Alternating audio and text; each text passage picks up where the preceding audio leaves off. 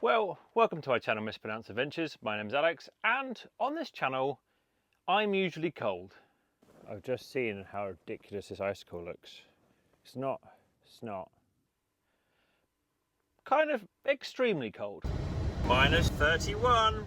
I usually spend my winter months in this van up in the Arctic having a cold time.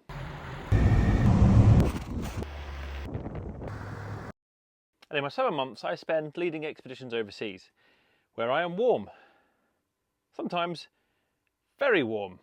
I am absolutely dripping. This year I was working in Malaysian Borneo in the jungle. Right, I'm currently in the jungles of Borneo working. And in those warm countries, I like to find cold. Which brings me on to this collaboration, working with EcoFlow. So, EcoFlow has featured quite a lot on my channel in the past, mostly me with power banks doing stupid things. Oh yeah. From dressing as a pirate and using one to power an outdoor motor, Yarr! To me messing around in the Arctic with one. EcoFlow units have their DC options as normal, so I can charge my iPad and my phone if I want to. So let me tell you about some of the more of the features, and a lot of other things as well. I came in like a wrecking ball. But EcoFlow don't just make power banks. They make a fridge, they make a grass cutting robot, and on the cold theme, they make an air conditioner.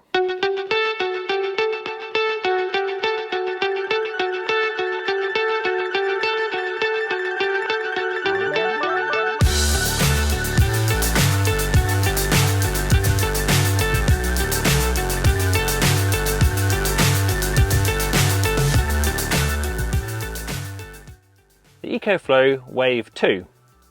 The Wave 1 was only available in North America. I'm in the UK.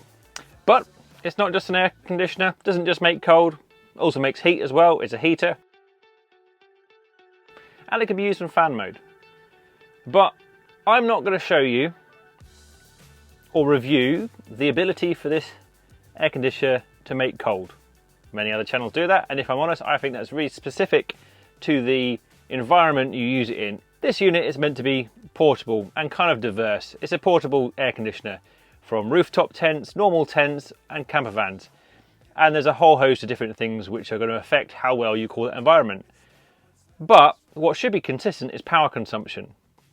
And that is, in a mobile off-grid setup, the most important feature regarding air conditioning is most people say it's not possible, it uses too much power.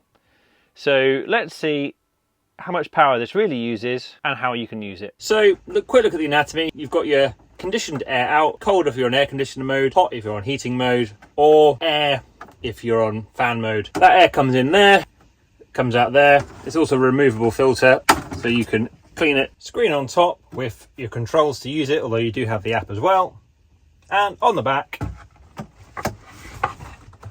you've got the exhaust and the air intake, and again, removable filter and drain valve, because when it's on air conditioning mode, it does produce moisture. Below 70% humidity, it shouldn't produce any liquid. Above it, you can have it a manual external drain. Exhaust air goes out, exhaust air comes in. Important when you're installing this in a van setup, you don't want cold air coming out one side and hot air coming out the other in the same airspace. You're not really going to cool it. So you can clip on the adapters and put the ducting on.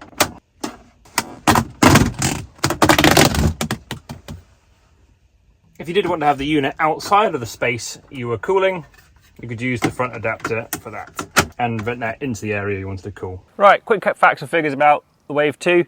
You can go on EcoFlow's website and see the main manufacturer specifications. 5,100 BTU cooling, which is around 1,500 watt, and heating is 6,100 BTU, which is around 1,800 watt. Just to point out, watts in cooling capacity is different than watts in electrical energy consumption that we're going to be looking at. Being 5,100 BTU, that is a bit of a smaller unit compared to what you might see in other portable domestic air conditioners, or the style of air conditioners you might see on top of motorhomes and campervans.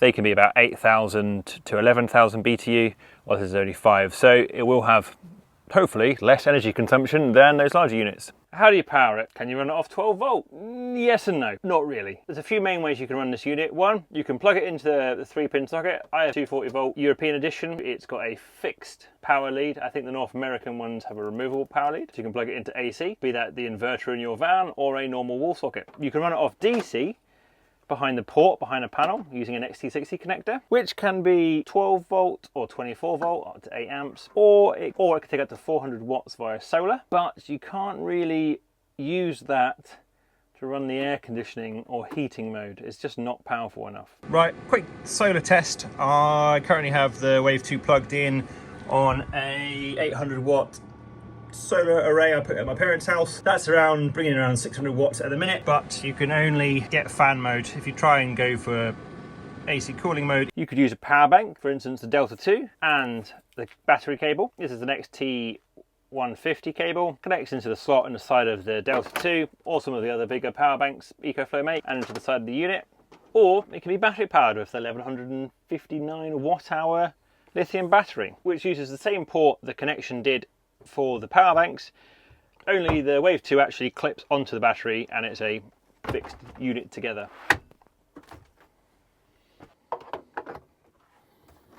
So whilst we'll get onto it later, when the battery is plugged in to charge the battery, you can plug the AC in and that will run the unit at the same time it's charging the battery as well. Additionally, you could not use the AC and use the DC and charge it off 12 volt, 24 volt or a solar panel. If you're not running the aircon, it will just, all the power goes to charge the battery. So here's my little test bench. I've got a temporary sort of bracket I've made with some 3D printed components which use the original bayonet fittings to clip onto there.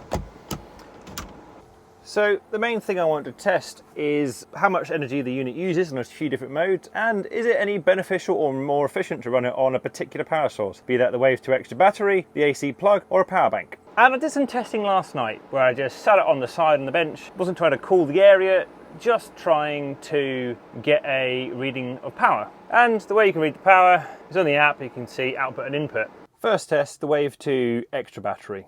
My testing from last night and my testing from today have got wildly different results. So yesterday's testing, the main difference I could potentially see is yesterday I wasn't using any of the vents. I'm not going to run any of the vents, so whilst I'm going to be spitting cold air at one end, it's going to be spitting out hot air out the other. Today I am using the vents to draw cool air in, cool the compressor and hot air to go out, which should make the compressor use less energy because it's less hot, therefore being more efficient. The compressor was getting hotter, therefore running less efficiency, therefore using more energy. So yesterday, running it on maximum mode, so maximum cooling mode, after about 28 minutes, it was pulling 590 watts-ish. 589 watts? At the moment, it's been running for about 40 odd minutes, it's only pulling 430. There are a few other modes as well. We won't look at manual, but we'll go down to eco mode because that's one of the other modes people would use it on for lasting longer.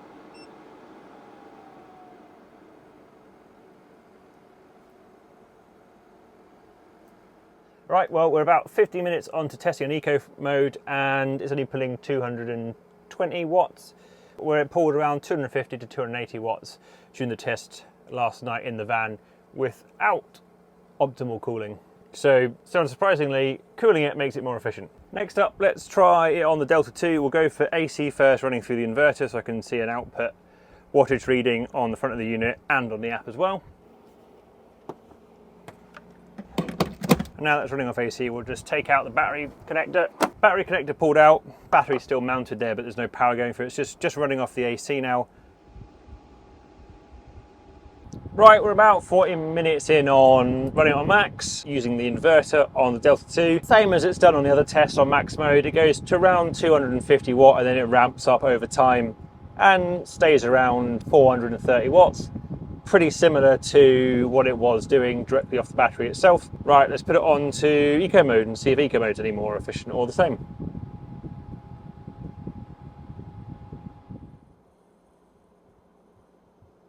Right, eco mode test on the inverter, about 215 to 230 watt, so not really that dissimilar from the power usage battery wise. Next up, let's test the XT150 connector.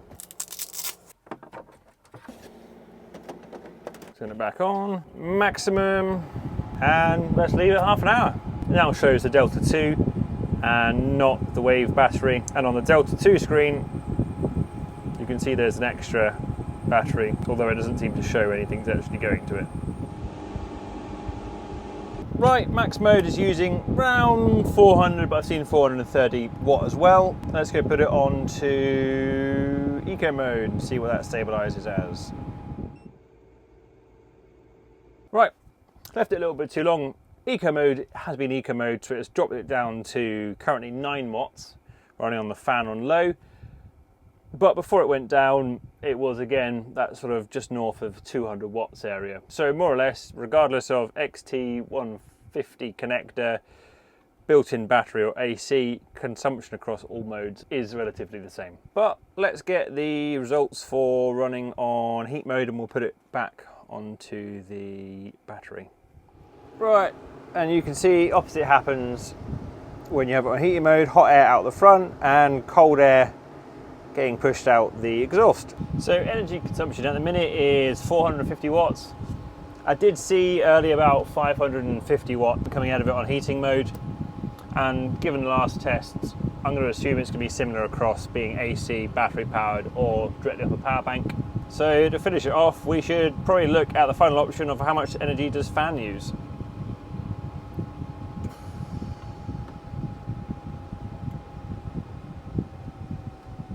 Fan mode running on high is using around 15 to 17 watts, and fan mode running on low is using around 9 watts. My conclusion is, from what I've seen, using the extra battery, using the AC or using a power bank connection, more or less the energy consumption is the same. What makes a far bigger difference is how effectively you cool the compressor side. So runs hotter, uses more energy. And I presume as well, since even though I was drawing air in from the outside to cool the compressor, if it was hotter outside, it would have run less efficient. Eco mode, one other thing to consider on that is I was running the compressor on flat out. It does have a thermostat, so if you run it on a thermostat instead, then the compressor is going to come on and off if it reaches your target temperature, so you'll likely have a longer lifespan on the battery or use less energy overall overnight. Although the main way I like to use it, so I know I'm not going to flatten my battery, is to use the timer mode, set it to a predetermined time, press save, and then the unit will automatically turn off at the end of the timer. What do I think? Personally, I quite like it. I've wanted an air conditioning unit. It's sleek, it's a nice looking unit compared to usually white boxes you get in domestic portable ones. Is it practical physically in my van? Definitely no. You see my test bench setup, not that convenient. I think if I was building a new van or someone was building a van, you could design a space around to house the unit and have fixed permanent extraction.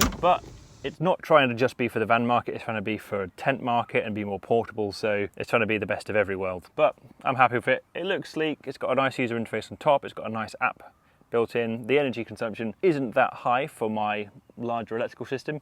During the day, the solar would bring in more than the compressor or the air conditioning would be used if it was running flat out. And for night time, then yes, it would be eaten into my battery power. Little known feature about the Wave 2 is a drinks dispenser. Settings, automatic drain, turn off drain free to external drain, and away you go.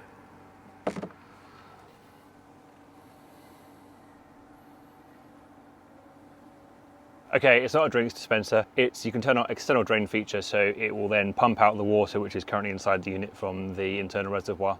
Normally that reservoir is evaporated via the exhaust. Well, that's pretty much the end of the video. If you want to learn more about the Wave 2, go check out EcoFlow's website. If you're interested in purchasing one of them or any of the other EcoFlow products, go have a look on my affiliate link in the description below. Or if you want to see any of the other random stuff I do on the channel with power banks or other trips, subscribe, comment on the video, give it a like, helps the channel out, and well, thank you very much, and I'll see you next time. Cheers, bye.